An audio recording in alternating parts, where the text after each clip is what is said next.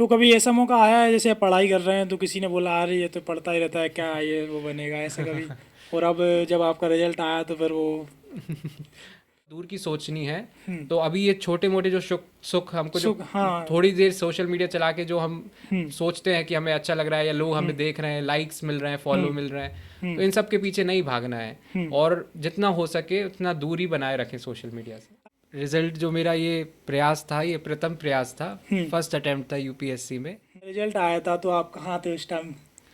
सुना भी है, हम सोशल मीडिया पे खंगाल भी रहे थे, आप सोशल मीडिया से काफ़ी दूर रहे। आपसे अकाउंट्स तो मिले लेकिन एक्टिविटी नहीं मिली, ऐसा क्या कुछ? अच्छा, आपकी तैयारी की बात करें तो किस तरीके से आपने इसकी इतनी रणनीति बनाई, तैयारी कैसे क्या की बात करें तो 24 घंटे में कितना पढ़ाई आपने मतलब लगातार की है, फिर कम की, फिर ज़्यादा की, कैसा? जैसे घंटों में बात करें तो आशीष जी ने कितने घंटे दिन में 24 घंटे में सबसे ज़्यादा पढ़ाई की, मतलब जैसे सुबह से बैठ गए तो बस पढ़ाई हाँ। पढ़ाई पढ़ाई, ऐसा कुछ? फैमिली और उसको आपने कैसे मेंटेन रखा, पढ़ाई के साथ फैमिली? अच्छा, नए उम्मीदवारों के लिए क्या कुछ सलाह है आपकी, जो तैयारी कर रहे हैं उनके लिए क्या कुछ कहेंगे? युवा हैं जो मतलब तैयारी कर रहे हैं, इसी फील्ड करियर को अपना बनाना चाह रहे हैं, उनको क्या कुछ सलाह देंगे आप स्टार्टिंग तैयारी? कुछ भी, कुछ भी। सोशल मीडिया पे हाँ। कुछ भी फैलता है खबर के सोशल बिना। मीडिया जैसे कि वही कहना चाहूँगा, सोशल मीडिया आजकल क्या लोग वीडियो देख रहे हैं और उसी से तैयारी कर रहे हैं, लेकिन कितने श्योर हैं कि वो जो वीडियो डाला है वो सही है? हाँ, तो उस पर क्या कुछ कहना चाहेंगे? ऑथेंटिक जो मतलब ऑथेंटिक हम वीडियो, कहते हाँ। हैं, हाँ। हाँ। तो वो बहुत चाहूँगा कि जो आपका लक्ष्य है, जैसे स्वामी विवेकानंद जी ने कहा है कि उठो जागो और तब तक रुको मत जब तक लक्ष्य प्राप्त न हो जाए। और दोस्तों, स्वागत है आपका M9 न्यूज़ के एक खास प्रोग्राम एक शख्सियत में। जैसे कि आपको पता है, एक शख्सियत में जो शहर की शख्सियत होती है उनको हम लेकर आते हैं। उसी के उपलक्ष्य में आज हमारे साथ मौजूद हैं आशीष रघुवंशी जी, जिन्होंने अभी यूपीएससी परीक्षा में पूरी ऑल इंडिया में 202 रैंक हासिल कर अपना और अपने परिवार व जिले का नाम रोशन किया है। तो जो रिजल्ट आया इसके पीछे की उनकी क्या कुछ मेहनत थी, तो हम डायरेक्टली आशीष जी से जानते हैं। पहले तो आपको बहुत बहुत बधाई, और धन्यवाद। साथ में आपका हमारे पॉडकास्ट में बहुत बहुत स्वागत है। तो आपसे जानना चाहेंगे कि जो आपका रिजल्ट आया इसके पीछे क्या कुछ आपकी मेहनत थी? देखिए, रिजल्ट जो मेरा ये प्रयास था, ये प्रथम प्रयास था, हम्म। फर्स्ट अटेम्प्ट था यूपीएससी में। हम्म। लेकिन ऐसा नहीं था कि एक ही साल की मेहनत में सफल हो गए। हाँ। तो प्रयास तो मैं काफ़ी समय से कर रहा था, हम्म। इस परीक्षा को भी समझना और उसके सिलेबस को भी समझना। हम्म। 2019 में मैंने ग्रेजुएशन स्टार्ट किया था अपना दिल्ली यूनिवर्सिटी में। हम्म। तो तब से जो मेहनत थी वो पहले शुरू में थोड़ी कम थी, फिर जैसे जैसे परीक्षा का ईयर पास आया, साल हाँ। पास आया, हम्म। तो वो और तेज होती थी। जैसे कि आपका रिजल्ट आया था तो आप कहाँ थे उस टाइम? मेरे पापा भी ग्वालियर में पोस्टेड हैं, हाँ। तो वहीं पे थे घर पे। हाँ। और वो दोपहर का समय था, खाने पीने के बाद जो, हाँ। तो उस टाइम पे लेकिन हमको पता था कि रिज़ल्ट आज ही हाँ। आएगा, हाँ। चांसेस हाँ। हैं आज आने के। तो मैं तो बस मोबाइल लेके बैठा था। हाँ। हाँ, तो तो जैसे ही वो आया तो पीडीएफ में बस रोल नंबर सर्च कर हाँ, रहा। तो क्या कुछ रिएक्शन था घर वालों का? कि उस मेरे घर वालों को तो पहले से ही ऐसा मतलब फीलिंग थी कि होगा इसका तो सिलेक्शन। हाँ। लेकिन मेरे को ऐसा डर लगता था क्योंकि सब इतना विश्वास कर रहे हैं, सब इतना बोल रहे हैं कि होगा ही होगा ही। तो मेरे को और ज़्यादा डर लग रहा था कि कहीं नहीं होगा तो कैसा कैसा लगेगा। लेकिन जब हुआ तो वो ऐसा, सबके कॉल आने लगे, तमाम जगह सब जगह ये खबर जैसे ही पता चला तो सब व्यस्त हो गए अचानक से, पूरा घर वाले मेरे, क्योंकि मेरी जॉइंट फैमिली है। हाँ। तो सब घर वाले बड़े व्यस्त हो गए, तो उनको सेलिब्रेट करने का भी मौका नहीं मिला। लेकिन सब जैसे सब लोग आ रहे हैं, मिल रहे हैं, तो उसी तरीके से अच्छा, तैयारी की सेलिब्रेशन। बात करें तो आप तैयारी कब से कर रहे थे? वैसे तो 2019 से जैसे मैंने ग्रेजुएशन चालू किया, हम्म। तो वो मैंने बीए हिस्ट्री में किया। तो हिस्ट्री जाके मेरा ऑप्शनल सब्जेक्ट बना आगे। तो उसने भी हेल्प की, बीए के जो 3 साल थे। साथ में मैंने न्यूज़पेपर पढ़ा, तो वो भी हेल्प किया। एनसीईआरटी की टेक्स्ट बुक थी, वो भी 2019 से 22 तक किया। लेकिन डेडिकेटेड जो सिलेबस को पकड़ के जो प्रिपरेशन करते हैं, पीवाईक्यूज जो सॉल्व करते हैं, वो मैंने 2022 से की और 2024 में मेरा पहला प्रयास था। अच्छा, आपको इसकी प्रेरणा कहाँ से मिली कि सिविल सर्विस में जाना चाहिए? देखिए, जब मैं स्कूल में था बचपन में, हाँ। तो जब हम सुनते थे कलेक्टर, एसपी, अभी भी सब सुनते हैं, तो हमको पता था कि कुछ खास शख्सियत होती हैं, मतलब एक जिले की, हाँ। जिन पे तमाम जिम्मेदारियां होती हैं और उनके एक एक्शन से तमाम लोगों की जीवन पे कई कई प्रभाव पड़ते हैं। साथ ही जैसे मेरे पापा पुलिस में हैं, तो वो उनके द्वारा भी घर में जब हम सुनते रहते थे आज एसपी साहब का हाँ। ये और कलेक्टर साहब का ये। साथ ही मेरे स्कूल जो है तारा सदन स्कूल, उसके सामने पहले कलेक्टर निवास हुआ करता था, तो वहाँ से था, लेकिन तब पता नहीं था कि यूपीएससी की परीक्षा होती है। तो तो यही जैसे कि था। तैयारी करें कि मतलब प्राथमिक आपकी स्टार्टिंग पढ़ाई कहाँ से स्टार्ट की थी आपने, जैसे कि बात करें? मैंने नर्सरी से हाँ। शिक्षा तारा सदन स्कूल अच्छा। जो है वहाँ से स्टार्ट की थी। आगे आप और कहाँ, या अशोकनगर में पूरी पढ़ाई आपने की? 10वीं के बाद मैंने गुना में हाँ। वंदना कॉन्वेंट स्कूल से पढ़ाई की, अच्छा। पीसीएम मैंने स्ट्रीम लिया था। अच्छा, आपकी तैयारी की बात करें तो किस तरीके से आपने इसकी रणनीति बनाई, तैयारी कैसे क्या की? देखिए जैसे जो टॉपर्स होते हैं हाँ। जैसे, तो मैंने उन्हीं को फॉलो करने की कोशिश की। हम्म। तो उनके जब हम देखते हैं तो वो जो स्ट्रेटजी बताते हैं तो हमको लगता है ये तो सब बोलते हैं। हम्म। तो बात यह है कि सब बोलते तो हैं लेकिन करता जो है हाँ। तो उसको वो फल मिलेगा। हम्म। जैसे सब बोलते हैं यूपीएससी का सिलेबस उसको फॉलो करो, उसको पकड़ के रखो, उसके ज़्यादा इधर उधर मत भागो। जो बेसिक सोर्स हैं हर सब्जेक्ट की, जैसे बहुत सारे सब्जेक्ट्स हैं तो उनकी बेसिक बुक्स हैं।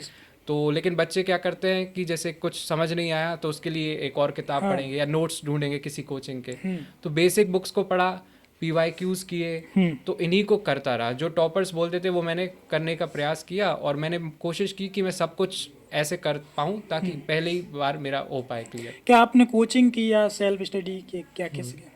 मैंने कोचिंग ली थी 2022 में, मैंने हाँ। कोचिंग ज्वाइन की थी दिल्ली में, वो जीएस पेपर्स के लिए। ऑप्शनल के लिए मैंने कोई कोचिंग नहीं ली, लेकिन कोचिंग के बाद जो सेल्फ स्टडी है वो भी बहुत ज़रूरी है।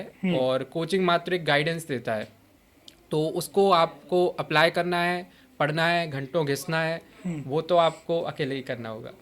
जैसे पढ़ाई की बात करें तो 24 घंटे में कितना पढ़ाई आपने मतलब लगातार की है, फिर कम की, फिर ज़्यादा की, कैसा क्या? देखिए जैसे ये जो परीक्षा है ये बड़ी लंबी परीक्षा है। हम्म। जैसे आप प्रीलिम्स दोगे, फिर आपका वो हो जाएगा तो फिर आप मेंस दोगे, फिर आप इंटरव्यू दोगे।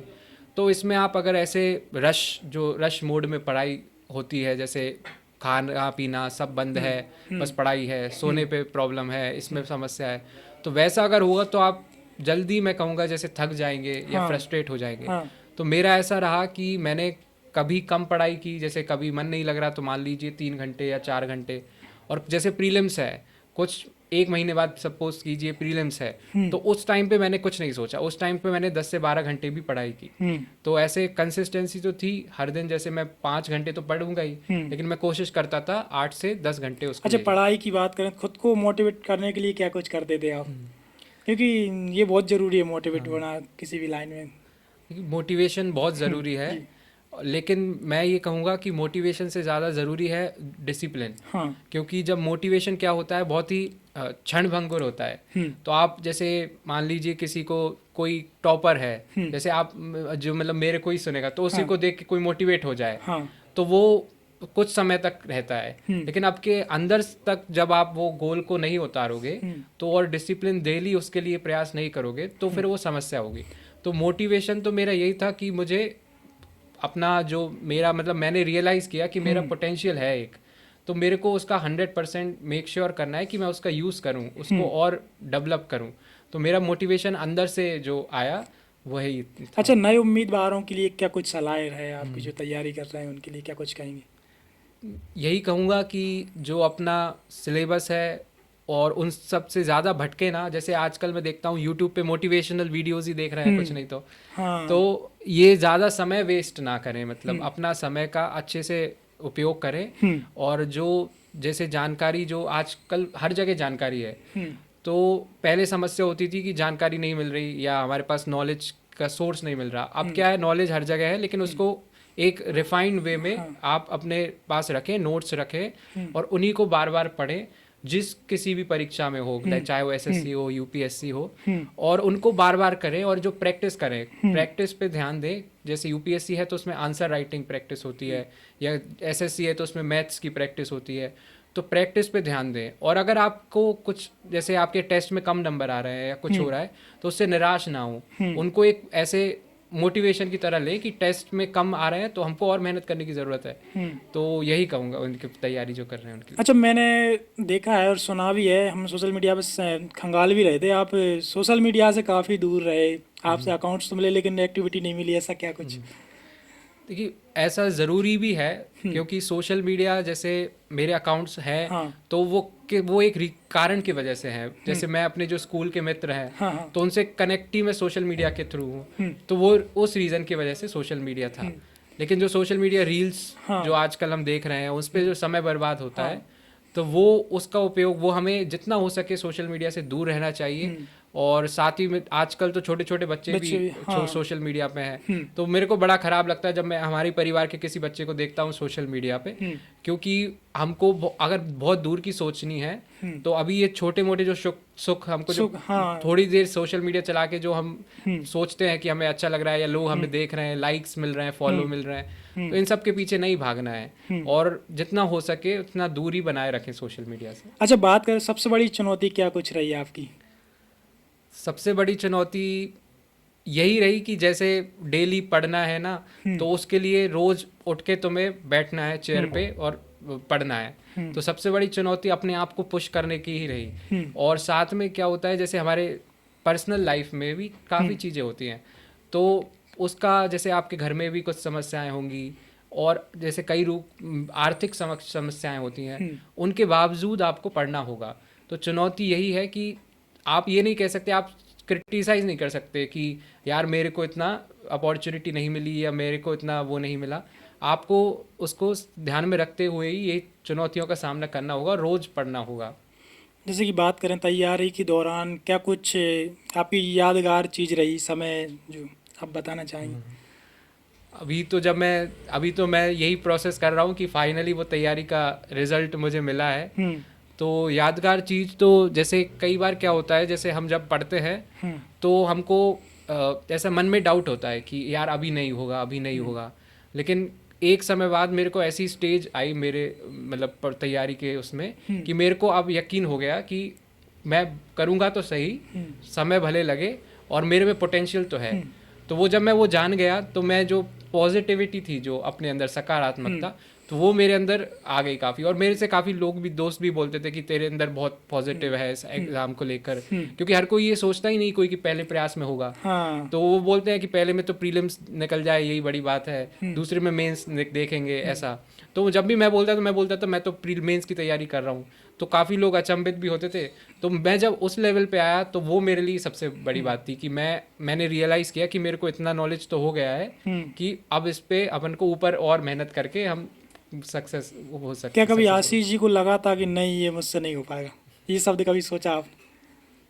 वैसे एग्ज़ाम से पहले तो ये शब्द काफ़ी बार सोचा, मतलब मैं झूठ नहीं बोलूँगा। जैसे नींद नहीं आती थी, मतलब जैसे प्रीलिम्स आ रहा है ना, प्रीलिम्स सबसे प्रारंभिक जो परीक्षा होती है, तो वो तो हम जब कोई 100% श्योर हो ही नहीं सकता यूपीएससी जैसे एग्ज़ाम में खासकर। लेकिन फिर क्या होता है, मैं जो सोचता था, तो मैं रिजल्ट के बारे में कम सोचता था। मेरा मानना रहता था, जैसे ज्योग्राफी सब्जेक्ट है, मैंने उठाया है, मैंने सोचा इसको मैं 10 दिन में कंप्लीट करना है, तो मेरे को टेंशन होती थी वो 10 दिन में कंप्लीट हो पाएगा या नहीं। तो मैं उसको और अगर हम ऐसे टेंशन लेंगे, जैसे रिजल्ट की ना सोच के यार मेरा सिलेक्शन होगा या नहीं, हम ये सोचे कि 10 दिन में ज्योग्राफी होगी या नहीं, तो आप मे भी उसमें आप ज्योग्राफी कर भी लो कंप्लीट, 10 में ना करेंगे तो 15 दिन में तो कर लेंगे। तो इस तरह की टेंशन होती थी मुझे कि पढ़ाई को रिलेटेड मेरा सिलेबस, मेरे टारगेट्स जो हैं वो कंप्लीट हो जाएं। अब बात करें आगे की भविष्य, क्या कुछ योजना है आपकी, क्या कुछ? अभी तो जो ट्रेनिंग होगी तो उसका मैं देखूंगा क्या कहाँ होगी, कैसे मेरे को पूरा एक्सपोजर मिलेगा, क्योंकि अभी तो सब बोल रहे हैं आईपीएस बन गया, मतलब जो भी आईएएस बन गया, सर्विस मिल गई, तो अभी तो मेरे को कुछ लग ही नहीं रहा कि कुछ ऐसा मेरे अंदर है। बाकी तो अभी जो मैं ट्रेनिंग को देखता हूँ कहाँ होगी, क्या क्या अपॉर्चुनिटी मिलेगी, कहाँ मेरे को भारत में तमाम जगह जाने का अवसर मिलेगा। साथ ही मेरा ये पहला प्रयास था, तो अभी मेरे पास 5 अटेम्प्ट और हैं। तो मैं कोशिश करूँगा कि अपनी रैंक को इम्प्रूव करूँ, लेकिन ये एग्ज़ाम ऐसा है, इसमें कुछ हम मतलब 100% बोल ही नहीं सकते। अच्छा, अन्य युवा हैं जो मतलब तैयारी कर रहे हैं, इसी फील्ड करियर को अपना बनाना चाह रहे हैं, उनको क्या कुछ सलाह देंगे आप, स्टार्टिंग तैयारी कर रहे हैं? मैं सबसे पहले जो स्टार्टिंग है वो आपका बेस, जो फाउंडेशन है वो बहुत मजबूत होना चाहिए। तो अगर आपको ऊंचे शिखर तक पहुंचना है तो नींव बहुत मजबूत होना चाहिए। तो उसके लिए जैसे यूपीएससी का एग्ज़ाम है, तो उसमें एनसीईआरटीज़ जो होती हैं वो एक नींव की तरह काम करती हैं। मैं जब पढ़ता था, जैसे एनसीईआरटी जब पढ़ता था, तो ऐसा मेरे को कुछ नया नहीं लगा, क्यों? क्योंकि मेरे स्कूल में भी मैंने अच्छे से पढ़ाई की थी। तो जब मैं जो जैसे कई लोग बोलते हैं 6 to 10th एनसीईआरटी पढ़ो, तो मैंने जो जो 6 to 10th है वो तो मुझे आता है, मतलब मैंने जब पढ़ने देखा तो मुझे आता था। तो अपने आप को जाने, जैसे मान लीजिए पॉलिटी आपका अच्छा सब्जेक्ट है तो उसमें आपको 6 to 10 नहीं पढ़ना, आप बस 11वीं 12वीं की किताब पढ़ें, एनसीईआरटी पढ़ें। मान लीजिए आपका ज्योग्राफी कमज़ोर है तो उसमें आप 6 to 10th भी पढ़ें, फिर 11th 12th की पढ़ें। तो ऐसे जो एनसीईआरटीज़ हैं वो बेसिक अपना फाउंडेशन बनाएं, फिर उस पर बिल्डअप करें। जैसे पॉलिटी है तो उसमें एनसीईआरटी के साथ लक्ष्मीकांत की जो किताब मैं मतलब यूपीएससी एस्पिरेंट्स जो प्रेफर करते हैं वो पढ़े, और साथ ही भारत का संविधान भी मैंने पढ़ा था। और फिर इसके साथ ये हर सब्जेक्ट का आपका करना है आपको ऐसे, और साथ में न्यूज़पेपर पढ़ते रहें। न्यूज़पेपर आजकल मैं जैसे वहाँ भी देखता था, तो शॉर्ट में जो आजकल न्यूज़ आते हैं, जैसे आप मोबाइल में भी तम ऐप्स आने लगे हैं, हाँ। तो इन शॉर्ट में न्यूज़ में शॉर्ट में न्यूज़ आ रहा है, तो आजकल उसको रिलाय कर रहे हैं लोग, यूट्यूब पे देखते हैं न्यूज़। तो वो अब वो सबका अपना अपना तरीका है न्यूज़ लेगा, लेकिन मेरे को वो मतलब सही नहीं जमता। तो जैसे बड़े जो न्यूज़पेपर हैं उसमें जो खबर छपती है वो वेरीफाइड होती है। तो आजकल कुछ भी सोशल मीडिया पे कुछ भी फैलता है खबर। सोशल मीडिया, जैसे कि वही कहना चाहूँगा, सोशल मीडिया आजकल क्या लोग वीडियो देख रहे हैं उसी से तैयारी कर रहा है, लेकिन कितने श्योर हैं कि वो जो वीडियो डाला है वो सही है? हाँ, तो उस पर क्या कुछ कहना चाहेंगे? ऑथेंटिक जो मतलब हम कहते हैं, हाँ, तो वो बहुत ज़रूरी है। और यूपीएससी जो परीक्षा है खासकर उसमें उनको ऑथेंटिक जो है उसके पीछे वो बहुत भागते हैं। तो वो ऐसे सवाल आपसे प्रीलिम्स में भी पूछेंगे, मेंस में भी पूछेंगे। तो अगर आपके पास वेरीफाइड जो है वो नॉलेज नहीं है, या आपने ऐसी स्टडी नहीं की जिसमें आप हर चीज़ को जो आप पढ़ रहे हैं, सुन रहे हैं, उसको आप समझ रहे हैं कि कहाँ से आया है, ऐसा क्यों है, तो वो सब जब तक आप ध्यान से नहीं सुनेंगे ना, कोचिंग मटेरियल जैसे होता है तो वो आप पढ़ते जाएं ऐसा कुछ नहीं है। तो आपको समझना होगा, हर चीज़ के बेसिक में जाना होगा, और आपको बाल की खाल भी नहीं निकालनी है एक्चुअली। आपको कहीं मिडिल में रहना है। अगर आप हर सब्जेक्ट का ऐसे जाएंगे तो फिर आपको समय व्यतीत होता रहेगा।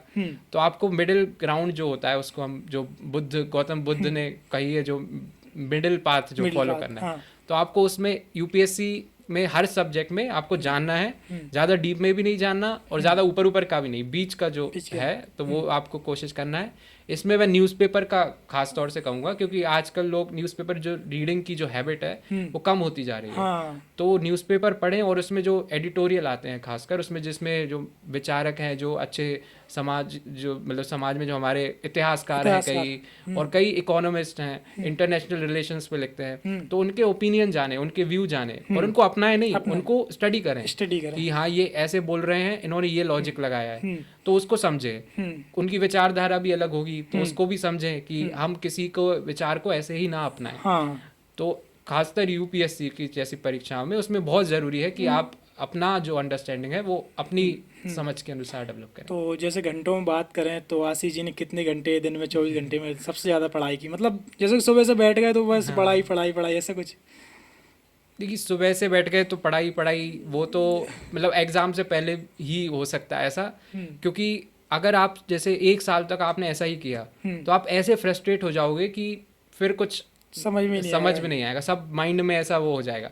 तो आपको ज़रूरी है कि जैसे आप सीढ़ियाँ चढ़े, जैसे शुरू में मान लीजिए आप 5 से 6 घंटे पढ़ रहे हैं, 1 महीना, जैसे मान लीजिए मई में पेपर है, जनवरी फरवरी में आपने 5 से 6 या 6 से 8 घंटे पढ़े, क्योंकि पढ़ाई वैसी है। उसमें आप ऐसे कर सकते हैं जैसे 2 घंटे लगातार पढ़े। तो मैं क्या करता था, अपना जो मोबाइल है उसमें मैं स्टॉप वॉच जो होती थी, तो उस टाइमर जो होता है उसमें मैंने 2 घंटे का टाइमर लगा दिया, तो वो अपने आप बीप बजेगी, जब भी वो खत्म हो जाएगा तो मैं 2 घंटे तक मैं कुछ नहीं देखूंगा, बस किताब देखूंगा।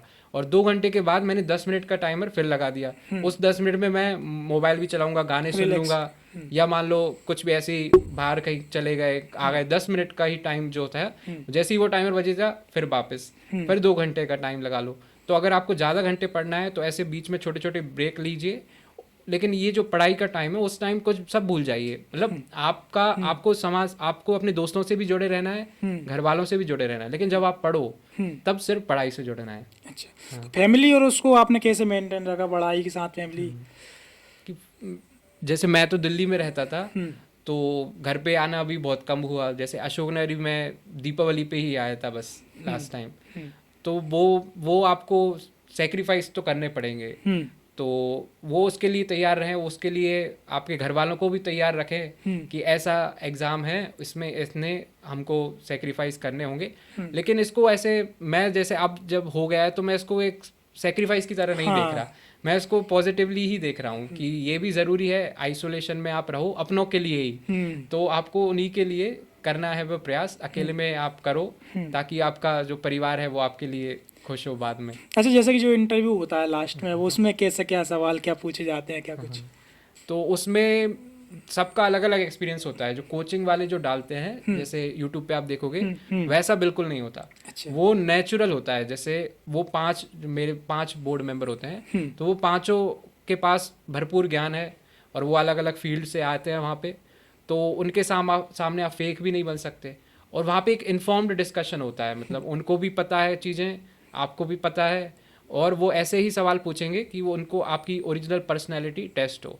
तो मेरे से शिक्षा के क्षेत्र में सवाल पूछे गए, किसानों के बारे में पूछे गए, इतिहास मेरा ऑप्शनल था तो उससे जुड़े सवाल पूछे गए। लेकिन मैंने तैयारी जब की थी तो मैंने अपने अशोनर के बारे में पढ़ा था, मध्य प्रदेश के बारे में पढ़ा था, अपनी फैमिली के बारे में पढ़ा था। सब किसी किसी किसी कैंडिडेट का पूरा उस पे जाता है, किसी का ऐसा होता है। तो एक्चुअली क्या रहता है, वो इंटरव्यू देख के जो तैयारी कर रहे हैं वो लोग डर जाते हैं, अरे ये वो हो जाएगा वो हो जाएगा, इस टाइप। वो जैसे आप पढ़ते हैं जब जैसे मतलब जो मैं ये कहूँगा, तीनों जो स्टेज हैं एग्जाम की वो लिंक्ड हैं। अभी आप इंटरव्यू से इसलिए डर रहे हैं क्योंकि अभी आपने जो जरूरी जो नॉलेज है हाँ, वो आपने हासिल नहीं की कहीं ना कहीं। जब आप एक जो नॉलेज जो आप बेस बना लोगे अपना, तो उसके बाद जो आपका कॉन्फिडेंस आएगा वो आपको अपने आप वो सक्षम बना देगा वहाँ बैठने का और वहाँ इंटरव्यू में बोलने का। तो कभी ऐसा मौका आया है जैसे आप पढ़ाई कर रहे हैं तो किसी ने बोला अरे ये तो पढ़ता ही रहता है, क्या ये वो बनेगा, ऐसा कभी? और अब जब आपका रिजल्ट आया तो फिर वो हाँ, पढ़ाई का देखो, ऐसा तो बचपन से सुना है कि बस पढ़ाई पढ़ाई और कुछ नहीं और हाँ, कुछ नहीं। हाँ, तो अब रिजल्ट आ रहा है तो सब यही बोल रहे हैं कि ये तो बचपन से पढ़ता ही रहता था, पढ़ता ही रहता था। लेकिन मैं ऐसा भी नहीं कहूँगा कि मैं बस हाँ, पढ़ता ही रहता था। मतलब मेरे परिवार में और सब दोस्तों में अच्छे मैं एंगेज रहता था काफ़ी।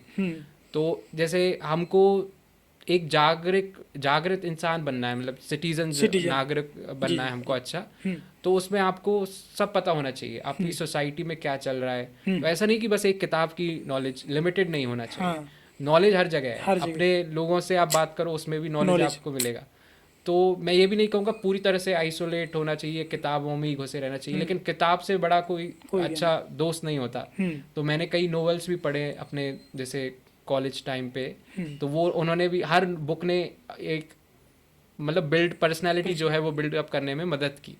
तो किताबें तो अच्छी बेस्ट फ्रेंड हैं अगर आप उनको बनाएं साथ ही। लेकिन ऐसा नहीं कि सिर्फ किताबों ही किताबों में, क्योंकि जो एग्ज़ाम की स्टेजेस ऐसी हैं कि आपको बाकी ज्ञान भी होना ज़रूरी है।